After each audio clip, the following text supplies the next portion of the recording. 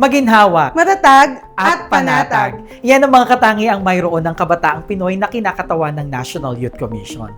Na ayon kay Gat Jose Rizal ay ang pag-asa ng bayan sa kinabukasan. Ako po si Mary Cristia. At ako naman po si Kevin Sanchez. And today, let's get to know more about the government's sole policy-making body for the youth. Discover their policies and projects that will empower the Filipino youth. Ito ang NYC.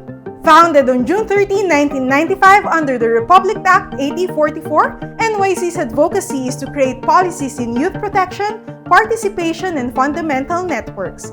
NYC aims to nurture young leaders and future advocates of community development and good governance. And NYC is also the lead government agency in coordinating youth-related institutions, programs, projects, and activities spearheaded by all the Filipino youth aged 15 to 30 years old. The agency's goal is to hone the youth with patriotism through the development and promotion of sustainable programs, including policies for and with the Filipino youth, such as the Philippine Youth Development Plan or the PYDP. Alam nyo ba? The PYDP serves as a framework for unified action among the youth and youth-serving groups, agencies, and organizations to promote holistic youth participation in our society. Pero syempre, bago nila i-formulate ang PYDP, they assess and evaluate the situation of the Filipino youth through a youth-led study at ito naman ang National Youth Assessment Study or NYAS. The NYAS is conducted to identify priority needs, prevailing attitudes, and values of the Filipino youth. The results are then used to develop policies and programs that are responsive to the needs of the youth. At alam mo ba, Kevin, that the NYC aims to go beyond the borders of the country by collaborating with other partners that will help the Commission achieve its goals in improving and sustaining youth development programs. Kaya naman, merong mga iba't ibang programa ang National Youth Commission para sa advokasya ng ating mga kabataan. Tulad na lamang ng Youth in Climate Action para matulungan sa paglinang ng kaalaman para sa kalikasan at syempre, para pangalagaan ng mental health ng bawat kabataang Pilipino, we also have the NYC Mental Health Youth Hub.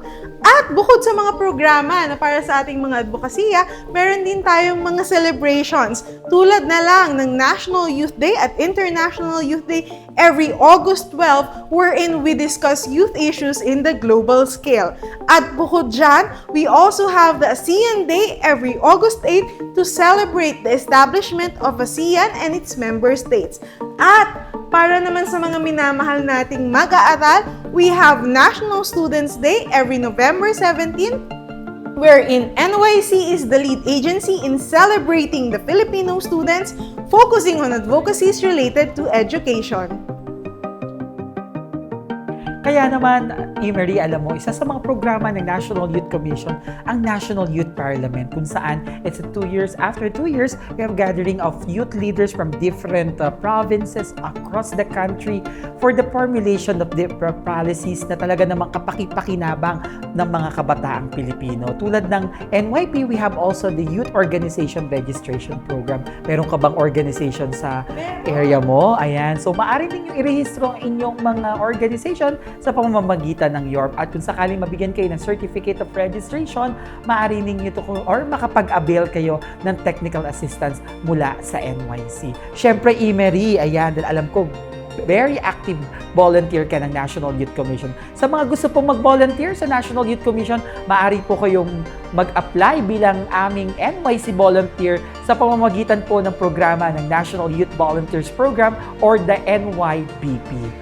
Alam mo ba, Emery, hindi lamang dito sa bansa, mayroong programa ang National Youth Commission na maaaring salihan ng mga kabataang Pilipino. Siyempre, we were going to abroad, siyempre with different international programs. Abroad? Libre ba yan? Yes, libreng-libre dahil ito, isa sa mga pangunahing programa ng National Youth Commission, international programs, no, Emery, ang SHIP for Southeast Asian and Japanese Youth Program or SEAP, kung saan it's a promotion of friendship and mutual understanding among the youth of Japan and other Southeast Asian countries. At Emery, dyan sa SEAP, it's a life-changing experience, no? We have different programs inside the Nippon Maru, National Day presentation, cultural exchanges, pag nagdak kayo sa country host ng Southeast Asia, at syempre, different activities na talaga namang tunay na mabibuild ang inyong friendship sa ating mga kapitbahay dito sa Southeast Asia. At alam mo ba, Emery, may isa pang programa ang NYC, which is the Japan East Asian Network of Exchange for Students and Youths, or the Genesis. Ito ay libre din, it's a 10 days visit to Japan, and also this program or project also initiated by the government of Japan with the site visits and workshop habang kayo ay nasa Japan. Magandang araw, ako po si Justin Alec Dwayne Dizon, and I am one of the beneficiary of the International Program of National Youth Commission. Naging delegado po ako ng Pilipinas para sa ASEAN Volunteers Program, which is all about community-based disaster risk reduction and preparedness. At isa sa mga natutunan ko po ay ang pagmamahal sa inang kalikasan, kung saan nagtanim po kami ng mga puno, nagbigay ng recycled bins para sa mga pamilya ng Tuy Quan Province. Sunod ay ang pagmamahal sa edukasyon. Because we also taught Vietnamese pupils the English language, at isa ito sa mga masasayang sandali sa aming programa. Sunod ay ang pagpapahalaga sa kultura ng bawat bansang aking nakasalamuha. Upon the 22 days, we taught different cultures at mas lalo kong nakilala ang mga kasama ko sa Southeast Asia. Mas lalo kong natutunan ang bayanihan word, which means volunteerism. And above all, the friendship that we had with the other ASEAN delegates. Lubos ako nagpapasalamat sa National Youth Commission dahil isa itong oportunidad upang mas mahubog ang aking kakayahan sa pagtulong at sa leadership. Naniniwala ako bilang isang kabataang Pilipino na kung kaya nating tumulong sa kahit anong paraan, gawin natin ito. Walang anumang mas masarap sa pakiramdam ang pagbibigay ng buong puso sa serbisyo para sa kabataan at para sa bayan. Also, the NYC is at the forefront in developing future leaders and public servants of the country through the Sangguniang Kabataan and the Government Internship Program. Ako si CJ Dalipe, ang inyong SK National Representative. Bilang opisyal ng Sangguniang Kabataan, malaking tulong ang SK Operations Manual para matutunan namin kung paano maging epektibong public official na kumakatawan sa kabataan at ang iba pang mga impormasyon na kailangan para kami ay maging responsableng youth leaders. Hi, my name is Nina Micaela Gutierrez. I was a previous GIP trainee under the National Youth Commission, and through this program, I was able to enhance my technical skills, and of course, ang importante ang ating work ethics.